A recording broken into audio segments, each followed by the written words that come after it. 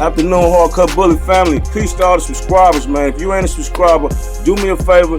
Please take for a second and hit that subscribe button, hit the like button. Come on off the bench for the big win, man. That'll help us out.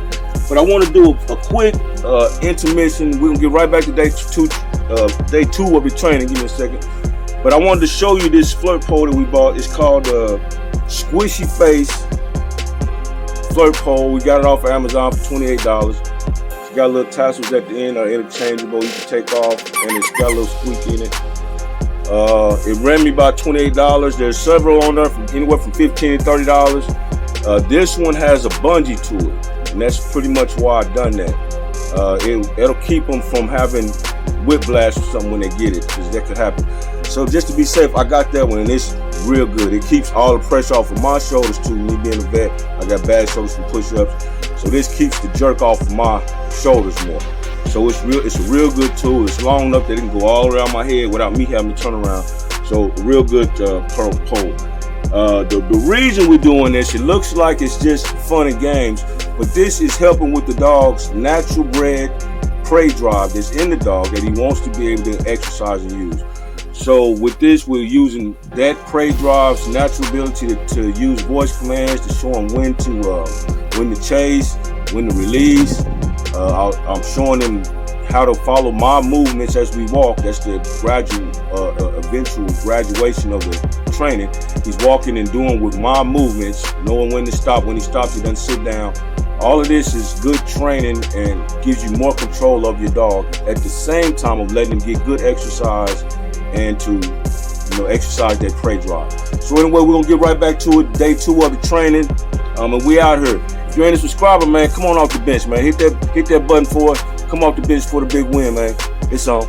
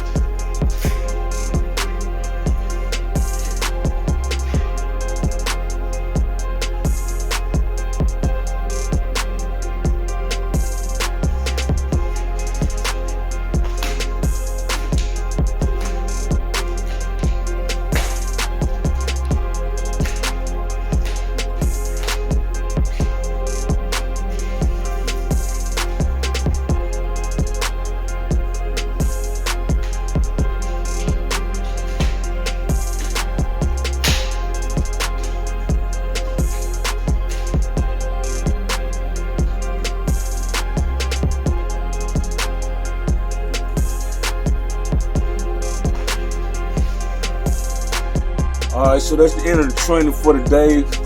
Do a brief overview of that. We did some training with Trina last night. We put that in there too. And you know, it might not have been as exciting as the training with King Creed, but you have to realize this is for mental and physical training. So a lot of times they can get mentally exhausted from this, and that's when she was at a certain point. She got mentally exhausted. She sat down, and I recognize that. So it's the end of it's enough training for the day. We'll come back and do some more of that later. But a lot of this is just to keep them stimulated so that they can build muscle and help them exercise and things like this. And that's a lot of what I do when I'm going to even pick a pup. I'll have a keychain with something long on it, and I'll see which of the puppies react to that the most. And I'll already know. That's how I did with King Creed. So I already knew that he likes doing this type of stuff. So you can do that when you're even looking for your pup. But it's just because he'll be more susceptible to get more muscle because he likes doing that type of training. And that type of training I can get him done. I mean, you can get muscle by walking and doing running and different things like that too. Or even a string pole. But whichever way you're going to do it, it's just going to help you build muscle. So this is one way. This works out good for me. And you can see it works out good for King Creed. He's loving the pole so far. And he's not being able to break it. He's the biggest dog on my yard, standard American Bully. He's the biggest dog on my yard, standard American Bully stud. I have Chucky. He's a pocket bully, but he's pretty big, but he's not as big as Creed. So with Creed don't even budge. It's got that bungee cord on it. Let's go with what we're looking at. I mean, a flirt pole is a pole designed to do what it says: flirt with the dog, to stimulate exercise. And this one had the bungee on it, so that keeps it from really cracking stuff in my shoulders. So that's a good thing about it. You use the flirt pole to exercise your dog. There ain't no bad way to do this. That's what I want to point out the most in this video. Just have fun with your training, especially if your dog likes you. Just have fun. Just know when to quit. Know when enough's enough. Don't think that your dog has got to do what my dog does. Each dog is individual. Some like it, some not so much. But you can have, like I said, mental stimulation going on anyway. You got to recognize that too. But it was good training, about 3 days. And another quick tip is you don't do it every day. You do it every other day. It's like in the military, you run one day, you work out the other day, you run. You do this to give your muscles time to build up. Even though we didn't do that in the military, they would run us every day.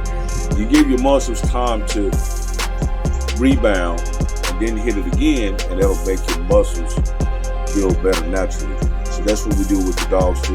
We never do something 2 or 3 days in a row. We do it every other day, or we do hard training, take 2 days to come back. It's only helps. So, but that's it. Peace for everybody tuning in. I'm glad you stayed in to the end and watched it with me. If you ain't a subscriber, man, hit that subscribe button. Come on in off the bench for the big win, man. And we out here, man. Get you something hard cut, man.